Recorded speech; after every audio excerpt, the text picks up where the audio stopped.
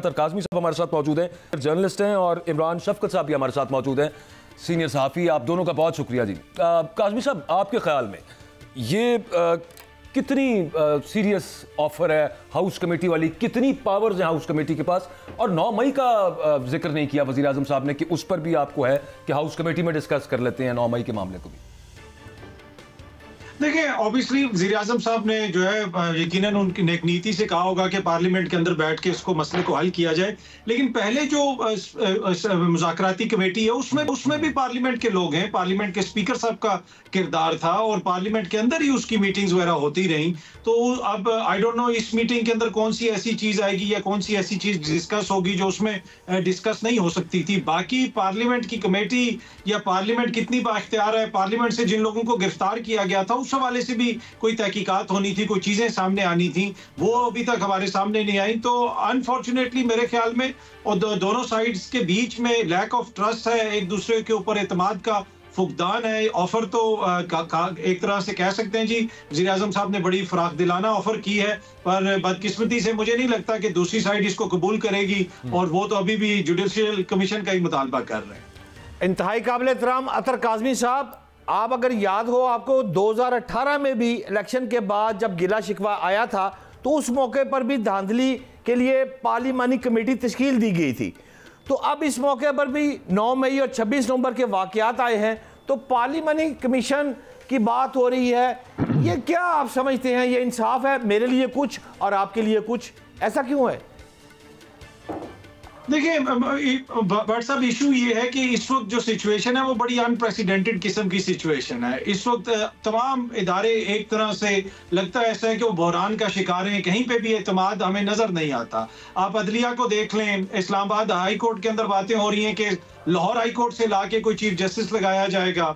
Supreme court के अंदर जो है सीनियर मोस्ट जो जज हैं उनके फैसलों के हवाले से सुप्रीम कोर्ट के अंदर तहफ़्फ़ुज़ात का इज़हार किया जा रहा है। आईनी बेंच के हवाले से सुप्रीम कोर्ट के अंदर से जो है वो एक तरह से एतमाद का फुकदान आपको नजर आता है। तो एक हम डिफरेंट सी सिचुएशन के अंदर रह रहे हैं, इसमें पार्लियामेंट का किरदार भी आपके सामने है। अब यहाँ पे आप ये भी देख लें कि पार्लियामेंट उस तरह मुकम्मल भी नहीं है।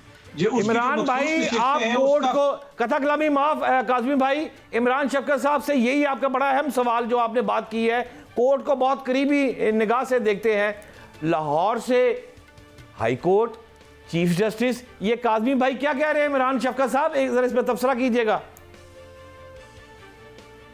वो ठीक कह रहे हैं सर, क्योंकि 26वीं यानी तरमीम के बाद जो है वो चीज़ें खासी बदल गई हैं, और ये बदली क्यों हैं ये भी अपनी जगह के ऊपर एक सवाल है। और हमें यहाँ पर बैठ के पता है कि कौन सा जज जो है वो उसकी सोच क्या है, कौन सा जज जो है वो किस तरफ चलता है।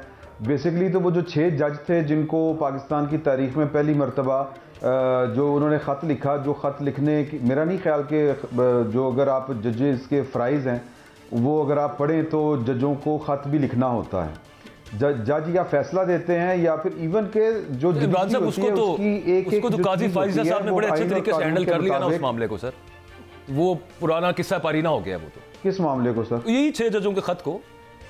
नहीं, मैं किरदार की बात कर रहा हूँ कि यहाँ पर तो जज भी कौन किसकी पार्टी का है और क्या उसकी सोच है, और वो सियासत ही हो रही है हमारे इन इदारों में भी जहाँ पर सियासत नहीं होनी चाहिए। तो फिर जहाँ पर जिन्होंने सियासत करनी है वो फिर अच्छे तरीके से सियासत कर लेते हैं। जब आप अपने मनसब के ये लिहाज नहीं करेंगे, उसका पास नहीं करेंगे, सियासत करेंगे, तो फिर जिनका काम 24 घंटे सियासत करना है वो जवाब में सियासत ही करेंगे। तो अब ये क्या मतलब गिला शिकवा है जी कि वो ये हो रहा है वो हो रहा है, ऐसा ही होगा। चले, मैंने तो आपको जो करंट पॉलिटिकल सिचुएशन है उसमें पूछना था, लेकिन हुजूरे वाला अगर जजों को धमकियां मिल रही हों और उस पर और बड़ी संगीन नतायज की उनको धमकियां मिलें और उनको डराया धमकाया जाए, ये सियासत तो नहीं है ना इमरान साहब? मुझे खैर धमकी का तो नहीं पता, ये भी एकतरफा कार्रवाई है ना। एक जज साहब कह रहे हैं और खत लिख रहे हैं उसके ऊपर। अगर धमकी मिल रही थी जज साहब को तो जज साहब तो इन्हें अदालत की कार्रवाई कर लेते। खत लिखने की तो कोई गुंजाइश ही नहीं ना। ठीक है, अच्छा चले खैर, ये फरमाइएगा कि अब तहरीक इंसाफ एक दफ़ा फिर दोबारा मुज़ाहमती मोड की तरफ है, एग्रेसिव मोड की तरफ है। जो इमरान खान साहब जब when he was ousted from power, उसके बाद जो पॉलिटिक्स हमने देखी उसमें बहुत एक आयरन फिस्ट के साथ कंट्रोल किया गया। जो तहरीक इंसाफ ने सियासी सही, लेकिन सड़कों पे जिस तरह से भी प्लान एग्जीक्यूट करने की कोशिश की, कि जो अब दोबारा मुज़ाकरात वाली सारी कहानी सी चल के ख़त्म हो गई है तकरीबन, और जो काज़मी साहब कह रहे थे मोस्ट प्रॉब्ली नहीं मानेगी तहरीक इंसाफ इस पर, इस दफ़ा नतीजा आपके ख्याल में वही होगा जो इससे पहले तहरीक इंसाफ की मज़ामत का रियासत की तरफ से आता रहा, या डिफरेंट होगा इस दफ़ा? इमरान साहब देखें, बात यह है कि जो मुज़ाकरात की बात है, वो जो भी कह रहे कि मुज़ाकरात का शोशा या जो भी छोड़ दिया गया है, कल इमरान खान साहब ने ये वाली बात भी की है, तो ये शोशा तो इमरान खान साहब की तरफ से छोड़ा गया था कि मेरे साथ मुज़ाकरात होने चाहिए, मेरे साथ मुज़ाकरात करने चाहिए। पहले पाकिस्तान की फ़ौज को करने चाहिए थे, जब फ़ौज ने घास नहीं डाली तो फिर इन्होंने कहा कि हुकूमत से करने चाहिए, हुकूमत को करने चाहिए, फिर खुद ही इन्होंने कमेटी तश्कील दे दी और फिर स्पीकर असम्बली के पास पहुँचे। शौक़ भी इनको था, अब अगर ये बैकआउट कर रहे हैं तो वो भी करके देख लें। और मेरा नहीं ख्याल कि जिस तरह की मज़ामती सियासत से पाकिस्तान तहरीक इंसाफ को अभी तक कोई फ़ायदा पहुँचा है, अभी आगे मुस्तकबिल में भी इनको कोई फ़ायदा होगा। 26 नवंबर जो थी वो इनकी स्ट्रीट पावर वाली या जो गलियों सड़कों बाज़ारों वाली सियासत थी, वो उसका आखिरी दिन था। अब इनको खड़े होते हुए एक वक्त लगेगा जब ये ऑप्टिक्स सियासत में बड़े मानी रखते हैं, जब आप मैदान छोड़ के भागते हैं और जब आप रियासत का इतना सा भी जबर ही कि आप कह लें कि वो बर्दाश्त ना कर सके और सड़कों से दौड़ जाए आपकी लीडरशिप भी और वो उनकी बेगम, फिर इसके बाद अगर आप धमकी देंगे कि जी कि मैं 26 नवंबर जैसा और काम कर लूँगा और मज़ामत कर लूँगा, तो फिर अगले कहेंगे बिस्मिल्लाह कर लें। देखें कि बात यह है कि जो पॉलिटिकल हैं वो उनको पता होता है कि यार कि इन मसाइल का हल सियासत जो है वो मुज़ाकरात या आपस में बातचीत करने की सूरत में ही पैदा होगा। अब इमरान खान साहब का मसला ये है कि वो मैक्सिमम हासिल करना चाहते हैं इन मुज़ाकरात से और अपनी कमज़ोर पोजीशन के साथ। अगर इमरान खान साहब की पोजीशन इतनी तगड़ी होती, कभी वो अमेरिका की तरफ भाग रहे होते हैं, कभी कहीं भाग रहे होते हैं, तो इमरान खान साहब अभी तक जेल से बाहर होते।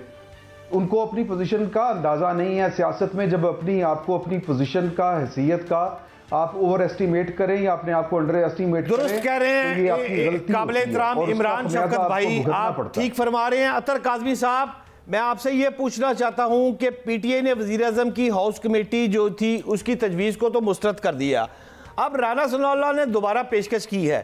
आपसे किबला ये पूछना चाह रहा हूं, आप इस्लामाबाद में बैठे हैं और बड़े सोर्सफुल आदमी हैं आप, क्या मुज़ाकरात जो है वो दोबारा शुरू होने जा रहे हैं, ये देख रहे हैं आप, या फिर पीटीआई जो है वो एहतजाज सड़कों पर निकल रही है? मेरे मुल्क के लिए और पीटीआई के लिए क्या बेहतर है, मुज़ाकरात या सड़कों पर निकलना? राय दीजिएगा। देखिए भट्ट साहब, मुल्क के लिए तो बेहतर है कि आइन और कानून के मुताबिक चीजें चलाई जाएं। जहां तक मुज़ाकरात का ताल्लुक है, मुज़ाकरात शुरू ही तब हुए थे जब पसे पर्दा मुज़ाकरात किसी नतीजे पे पहुंचे थे, यानी कि बातचीत करनी है। तहरीक इंसाफ के एस्टेब्लिशमेंट से तो राब्ते हैं, एस्टेब्लिशमेंट से उनके पैगाम रसानी भी हो रही है, मुख्तलिफ मैसेजेस भी आ जा रहे हैं। मैं आपको ये भी बता सकता हूँ कि हालिया चंद दिनों के अंदर भी खान साहब को जेल के अंदर एक और उनके लीडर ने जाके कुछ बातें बताई हैं, कुछ मैसेजेस हैं। और हुकूमत जो वो कहती थी कि जब तक ये 9 मई पे माफी नहीं मांगेंगे, इनसे बात नहीं होगी, तो हुकूमत क्यों अब इनको बार बार ऑफर कर रही है? इसलिए कि हुकूमत को भी कहीं से कहा जा रहा है, तो वो सिलसिला तो चल रहा है। क्या उसके कोई हतमी नतीजा निकलेगा, ये एक बड़ा क्वेश्चन है। वो मुझे फिलहाल उस तरह निकलता हुआ नजर नहीं आ रहा। और काज़मी साहब, ये जो गौहर साहब की दूसरी मुलाकात भी हुई है, एक तो चीफ साहब के साथ हुई थी, सुना है कि उसके बाद भी एक मुलाकात हुई है चीफ साहब से नहीं लेकिन इदारे की किसी अहम फर्द से। टू बी ऑनेस्ट ये तो गौर साहब खुद ही बता सकते हैं, लेकिन क्या पता, आपको पता है गौर साहब की सिक्योरिटी के हवाले से शायद कोई ब्रीफिंग हो। आपको पता है दुनिया के लीडिंग सिक्योरिटी एक्सपर्ट हैं गौर साहब। अब तो हमने ये भी सुना है कि सिक्योरिटी काउंसिल भी उनको बुला रही है कि आलमी सतह की जो सिक्योरिटी मसाइल हैं उस पर उनसे बात की जाए। तो हुकूमत तो यही कह रही है कि उनसे जो भी बातचीत होती है वो सिक्योरिटी कंसर्न्स वगैरह उनसे कोई शेयर हुए थे, वो खुद भी लेकिन राब्ते तो हैं जी। गौहर साहब खुद भी कहते हैं कि सिक्योरिटी पे बुलाया था मुझे। वो खुद भी कहते हैं ना, खुद भी कहते हैं, बिल्कुल। वो मैं इसलिए अर्ज कर रहा हूँ कि वो तो खुद भी कहते हैं कि वो सिक्योरिटी के मामलात हैं। तो वो तो आपको पता है लीडिंग सिक्योरिटी एक्सपर्ट हैं, तो मैं तो सियासी लोगों की बात कर रहा हूँ। देखें जी, यकीनन मुलाकातें वगैरह कोई हुई होंगी, कोई राब्ते होंगे, ये तो नहीं हो सकता ना। जिस वक्त इमरान खान साहब की हुकूमत थी, मोहम्मद जुबैर साहब किन से राब्ते में थे, किन से मुलाकातें होती थी, किन से बातचीत होती थी, किन के जरिए मैसेजेस भेजे जाते थे, तो ये सारी चीजें चलती रहती हैं। लेकिन क्या कोई हतमी बात हो गई है, मामलात हल हो गए, वैसी सिचुएशन मुझे फिलहाल नजर नहीं आती।